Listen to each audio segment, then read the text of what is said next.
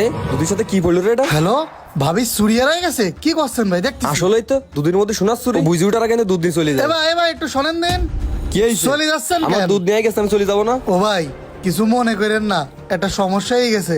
আজকে তো আপনারে আমি দুধ দিয়ে ফেলাইছি, আজকে দিনটা আপনার দুধ নিতিবে না ভাই। কেন আমার দুধ দিবি না কেন? তুই আমার কাছে করে টাকা দিতে দুধ দিবি না নাকি? টাকা তো আপনার কাছে মেলা দিন ধরে পাবো সেটা বিষয় না ভাই, এটাই অন্য একটা জায়গায় দিলেই আমি মনে করেন একটা বিল পাবো ভাই, এটা আপনি ডালিয়ে দেন ভাই। এ কি করতেছিস তুই? তুই কয় টাকা হয়? 20,000 টাকা হয়তো তো টাকা এখনো দিয়ে দিচ্ছি। আরে শালা চুরি করার দামই তো 1,00,000 টাকা। ও 20,000 টাকা হয়তো 20,000 টাকা দিয়ে দিচ্ছি। ও পরে দুধ দিয়ে দিকে না দে না দিকে।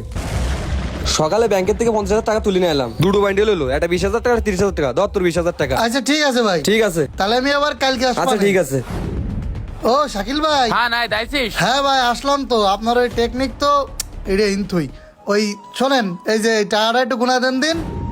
কিরে এতে তো 30,000 টাকা, তুই কয় টাকা পাতিস? ভাই আমি তো 20,000 টাকা পাতাম। এতে আছে 30,000। ভাই তালি মনে হচ্ছে কাজ হয়েছে। কি ব্যাপার, টাকা পয়সা দিচ্ছিস নে, দেখা সাক্ষাৎ করতেছিস নে, তুই তো আগে এরকম সেটা ছিলি নে। ভাই আমি তো একটু ঝামেলা আর সমস্যার ভিতর পড়ে গেছি, এই জন্য তো দেখা সাক্ষাৎ করতে পারতেছি না। দেখা করতে পারতে যাও না সেই ঠিক আছে, কিন্তু আমি যখন বাড়ি থাকতেছি না, গোপনে এসে দুধ দুয়ে নিয়ে চলে যাচ্ছাও, টাকা দিতে পারতে চাও না।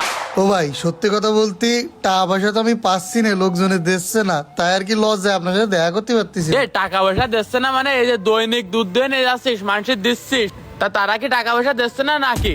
নাকি অন্য জায়গায় জমি জায়গা কিনতেছিস বলে এই কথা করছিস? জমি আমার বাড়ি ভাই চাল ডাল জোগাড় করতে পারতেছি না, এই দুধ বেশি আর আপনি জমির কথা কই। রাজু ভাইয়ের কাছে টাকা পাই, টাকা চালি কি কয় শুনবেন? এ রাজু ভাই হ্যাঁ এই যে ডম পাঠাইলেন, এই যে সেই দুধ। আচ্ছা ঠিক আছে। ও ভাই করছি কি টাকা তো আপনার কাছে মেলা টাকা পাও না গেছি, প্রায় আপনার কাছে 14,700 টাকা পাবো, তা টাকা পয়সা কটা দেন। এই তুই এরকম ভাবে করছিস মনে হয় 14 লাখ টাকা পাবি, তো সুমালি টাকা দিবানে। ভাই সময় এলে দেবেন, সে সময় আপনার কবে হবে কোন দিন? এ কি আমার বাড়ির ফলাই নিয়ে নাকি? মানুষের গরুতে দুধ দিয়ে এনে দিই আমি আপনাকে, আপনারা যদি টাকা ঠিক মতো না দেন তাহলে ওইসব মানুষের কাছে মার খাওয়ার লাইন হয়ে যায় না। এই কথা একটু কম কবি, তো সুমালি টাকা দিবানে। আর যদি বেশি কথা কবি তোর এলাকায় কিটা ব্যবসা করতে আমি দেখি নিবান। আপনি কি মগের মূল্য পাইছেন না? আমি আপনার টাকায় ব্যবসা করি না? আপনি এই এলাকার মালিক হয়ে বসে রয়েছেন, টাকা সারি টাকা দেবে না, একদম ফালতু মার্কা লোক দেখতে। এই ফালতু মানে তুই কি করছিস? দাঁড়া তুই, তোর দুধ এনে সবাই ফেলাই দেবে না। তোরে যে ফিসে ফেলেন তোর কপাল ভালো, দত্তর গলা। এই শোন তুই প্রতিদিন ঠিক মতো দুধ দিয়ে যাবে কিন্তু, নাই তোর কিন্তু খবর আছে। আচ্ছা ঠিক আছে ভাই দিবারে। এ তো বিশাল সমস্যা, তুই তো এত টাকা পাস আগে কোনোদিন করিসনি, আর ওতে টাকা দেয় করা অন্টুর বিষয়। তুই একটু উঠে আমার কোলে কাছে, আমি তোরা সব করছি। ভাই সোনার লোভে ও পুরো মাতাল হয়ে গেছে, কিন্তু ওগুলো তো স্মৃতি দাদা গো। কইছিস লোভ ছাড়া এই দুনিয়ায় কোনো মানুষ নেই। এখনকার জামানায় লোভ দেখালে মানুষ মাটির তলে তো টাকা তুলে দিতে পারে। তাই তো দেখতেছি ভাই, এই 20,000 টাকা আমি গত 6 মাস ধরে আদায় করতে পারতেছি না। টাকা চালি লাফায় লাফায় মারতে আসে, ক্ষমতার বড়াই দেখায়। আর আপনি একটা আইডিয়া দিলেন, আমি ওই কাজটা করলাম, একদম ওর সামনে ওই জিনিসপত্র সব ঢালিয়ে দিলাম, টাকা নিয়ে চলে এসেছে। তাই তো মানুষ বলে সোজা আঙ্গুলে গিয়ে না উঠলে আঙ্গুলটা একটু ব্যাকা করতে হয়।